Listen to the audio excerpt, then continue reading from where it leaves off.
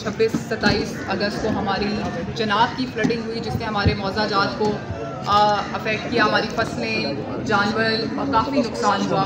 फिर उसके बाद ये अर्बन फ्लडिंग का आपने देखा कि 2 और 3 सितंबर के बाद हमारा अर्बन फ्लडिंग का भी गुजरात का एक मसला यहाँ पे हुआ। इस सिलसिले में जहाँ हुकूमत की तरफ से रिलीफ कैंप कायम किए गए और इसके अलावा तैयार खाना तकसीम किया गया, राशन तकसीम किया गया, जानवरों के लिए वंडा जात तकसीम किए गए, उसके साथ साथ मोबाइल क्लिनिक्स गली गली गए।